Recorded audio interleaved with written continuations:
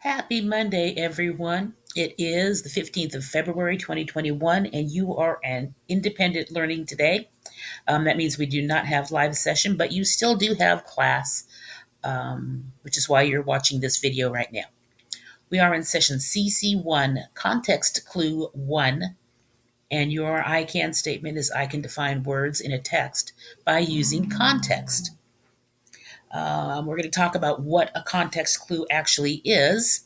I want to remind you to keep the same notebook that you've been using. That's the one you will use for the foreseeable future. And your assignment today is an activity called Context Clues 3.1. So let's get started. What is a context clue? Context clues are hints. They are the words sort of around a word that you don't know that help you explain what that word means. And I want to show you what that looks like. So I've set up a little presentation for you.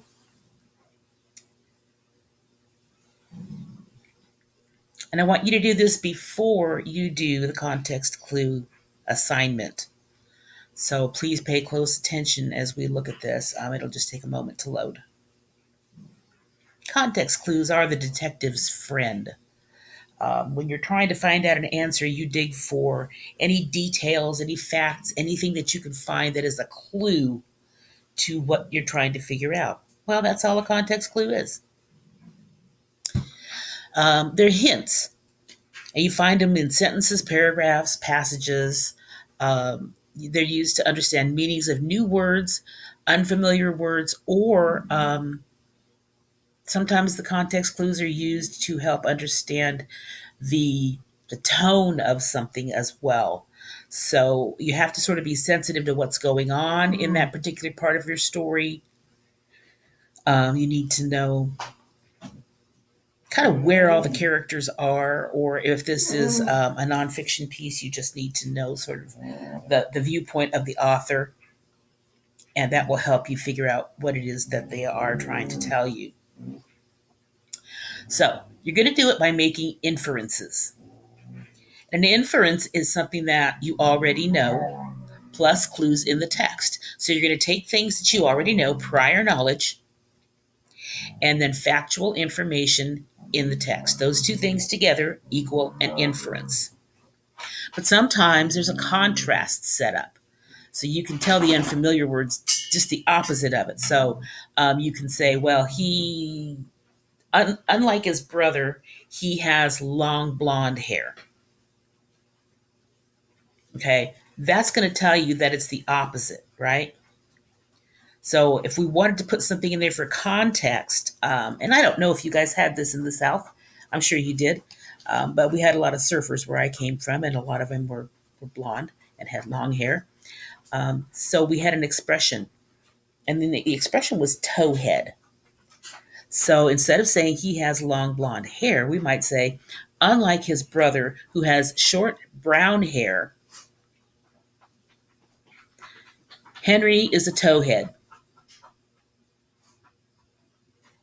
So the clue there is unlike his brother. Well, what does his brother look like? He's got short brown hair. So if he's unlike that, then you could assume that his hair is long and that it's a different color. You wouldn't necessarily know it's blonde, but you would know it's a different color. And that's all that this is. It's just giving you the opposite of something to tell you it's not this, it's the opposite of this. But sometimes it'll restate something or use a synonym next to the unfamiliar word. So it might say, he put on his big brown galoshes, comma, the rain boots his mother got him for Christmas, comma, and went out to jump in puddles. If you don't know what galoshes are, well, I just gave you the definition. The rain boots. So usually if there's a comma after it, they're going to tell you what it means. So that's another hint. That's another clue that you can use. So I want you to listen today as I read aloud from a book. This is actually a short story in a book that I've been reading. And I want you to listen for words that you don't quite understand. And I want you to write them in your notebook. And if you think you can figure out from the context what they mean, go ahead and write that down too. The memory made Lester chuckle. He shifted in his seat to find a more comfortable spot. Then he began. A woman got on board the Silver Arrow in Chicago going to Los Angeles. She was dripping in finery, had on all kinds of gold and diamond jewelry, carried 12 bags. Sampson knocked me down getting to wait on her, figuring she was sure for a big tip. That lady was worrisome. Hoo-wee! Come do this, go do that, bring me this. Sampson was running over himself trying to keep that lady happy. When we reached LA, my passengers all tipped me $2 or $3, as was customary back then. All right, so generally speaking, I would say that you should have written down 2 words. And those 2 words were finery and worrisome.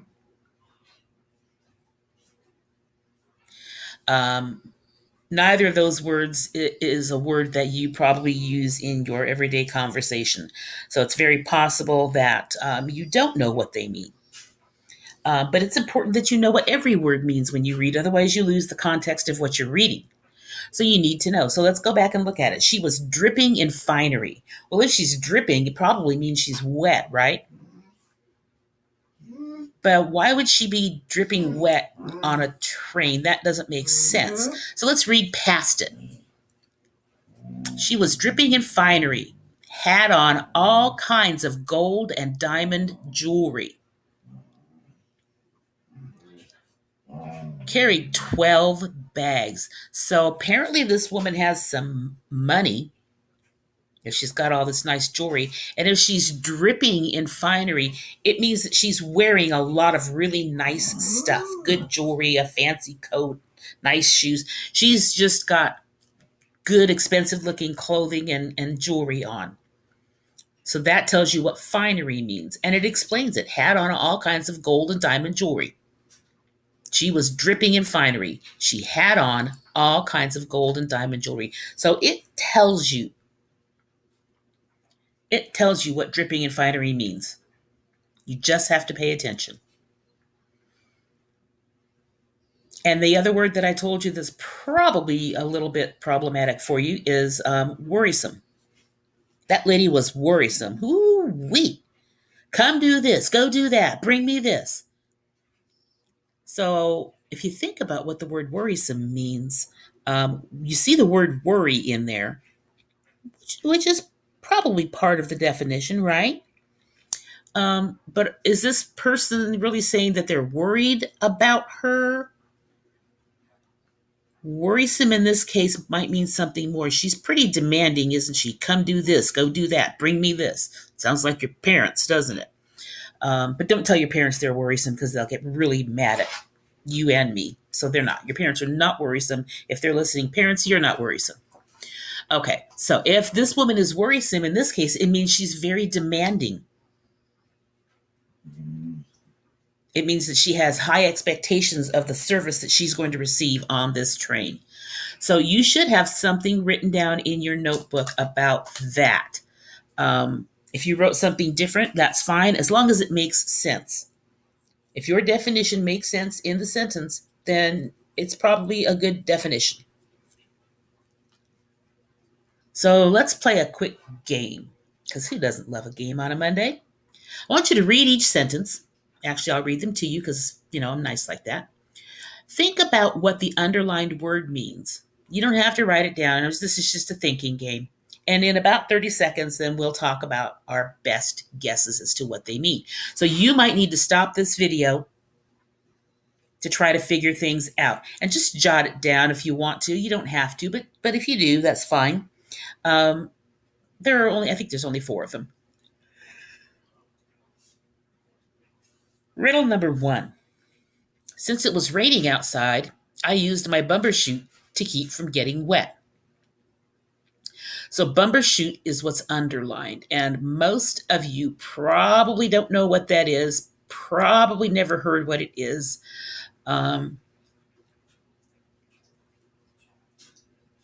So think about it a minute, see if you come up with an answer. And you could pause the video if you need to. I'm going to go ahead and tell you right now, a bumbershoot is what the British call an umbrella. Since it was raining outside, I used my umbrella to keep from getting dry or getting wet. Makes perfect sense. But bumbershoot is not a common word in the United States. All right, hopefully you got that right. Let's look at the next riddle. Unlike Robert, who is a conformer and a follower, Tasha is a maverick. Think about that. Unlike Robert. So she's not like him. And he's a conformer, he's a follower. So she's not a follower, she's a maverick. So what do you think a maverick is? And again, pause the video to think about it. Welcome back. Let's see if your definition of maverick sort of gels with my definition of maverick in this case. When they say that Robert is a conformer and a follower, and she's not, that tells me she likes to go her own way. She makes her own choices. She's independent. She's not a follower. She doesn't hang with the group. So a maverick is someone who is maybe very independent, maybe even a little defiant, maybe even a person who sort of bucks the system, goes against what people say. Could be. All right, riddle number 3. Julia was so cantankerous that her grumpy behavior negatively affected everyone. Okay, so this one gives you a definition. You're trying to figure out what cantankerous means. You might have heard your grandparents say that one. I know my children's grandmother used to say it a lot. She was from Indiana, and she said cantankerous all the time. Julia was so cantankerous that her grumpy behavior negatively affected everyone. Pause the video and think about it. Welcome back. Did you figure out that cantankerous means grumpy? It says it right there, her grumpy behavior. She was cantankerous. She was grumpy.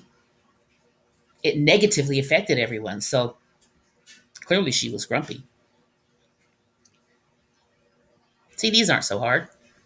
All right, last one. Unlike Ben, who was easygoing and sometimes sloppy, Janie was fastidious. This is a word that I really enjoy, and I wish I was fastidious. Think about it again. Unlike, so if it says unlike, we're talking about opposite. So she is the opposite of Ben. Janie is the opposite of Ben. If Ben is easygoing and sloppy, then what's Janie? She's the opposite of easygoing and sloppy, right? She maybe pays a lot of attention to detail. She's very neat. She might be really clean. She might be a little uptight. She might, want things one way and only one way, and it makes her nervous if they're not. So, again, these context clues, if you really look at the words around the words, it's not so bad, ladies and gentlemen. So today, as you're reading your independent reading book, which you should be doing every day, I want you to use your context clues. Your goal is to make some notes in your notebook. When you find an unfamiliar word, write that word down. And tell me how you used your context to figure it out. Tell me what you figured out and how you did it.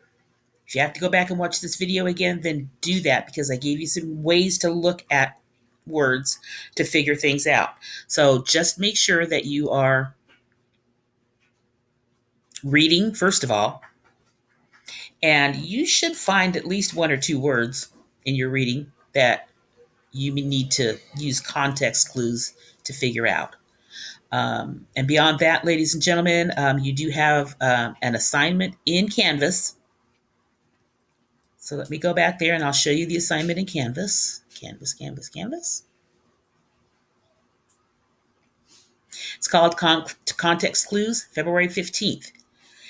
I want you to watch the lesson for today, and then I want you to do this activity. So it says this tool needs to be loaded in a new browser. I think I set it up for a new browser. I don't know why I did that, but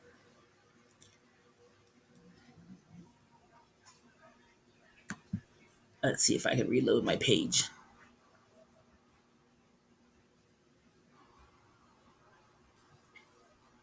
And here we go.